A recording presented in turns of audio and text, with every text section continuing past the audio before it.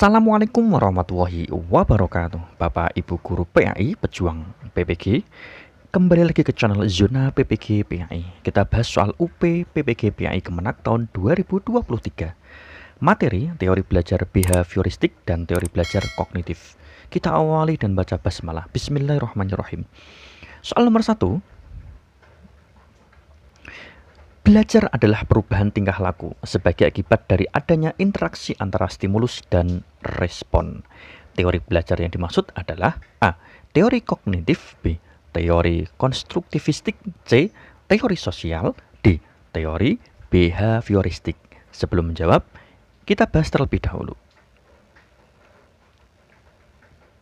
Berikut pembahasannya. Teori kognitif yaitu teori belajar yang mengedepankan proses berpikir. Teori konstruktivistik yaitu teori belajar yang memanusiakan manusia dalam proses pembelajaran.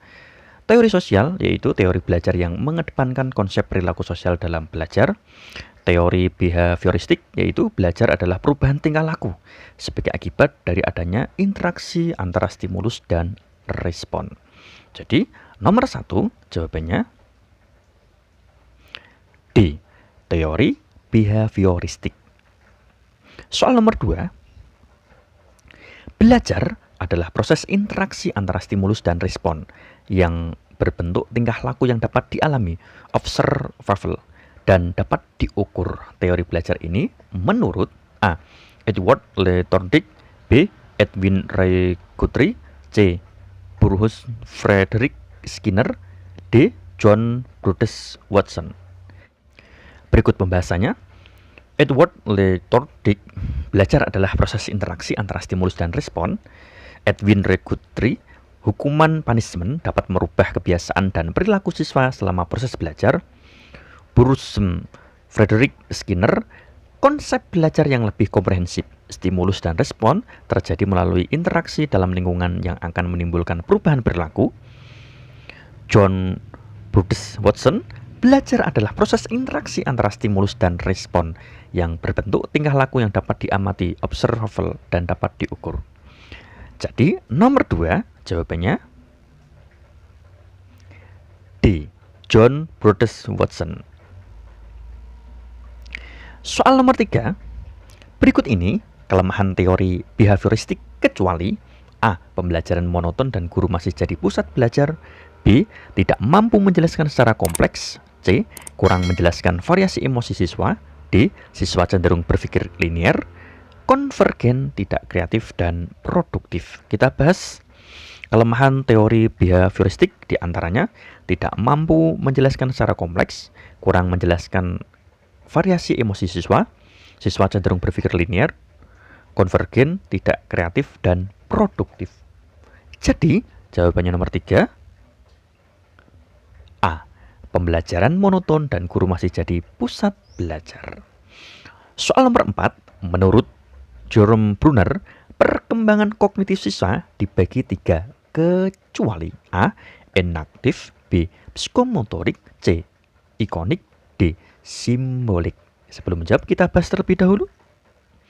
Ya, berikut perkembangan kognitif siswa menurut Jerome Bruner dibagi 3, diantaranya enaktif yaitu menggunakan pengetahuan motorik, ikonik memahami dunia dengan gambar, simbolik mengemukakan yang ada di otaknya, memiliki ide atau gagasan abstrak. Jadi nomor 4 jawabannya B. Psikomotorik. Soal nomor 5. Belajar berdasar perkembangan sistem syaraf yaitu sesuai perkembangan usia anak. Teori belajar kognitif ini menurut A. Jerome Bruner, B. David Ausubel, C. Jean Piaget, D. Gardner. Kita bahas dulu. Tokoh aliran kognitif diantaranya 1. Teori belajar menurut Jerome Bruner 1915 sampai 2016. Perkembangan kognitif siswa ada 3, enaktif yaitu menggunakan pengetahuan motorik, B. Ikonik memahami dunia dengan gambar, simbolik mengemukakan yang ada di otaknya, memiliki ide atau gagasan abstrak. 2. Teori belajar menurut David Ausubel 1918 sampai 2008, belajar menekankan asosiatif atau menghafal. 3. Teori belajar menurut Gardner 1916 sampai 2002, belajar konsep merupakan suatu bagian dari hierarki. Belajar bergantung pada tingkat-tingkat sebelumnya.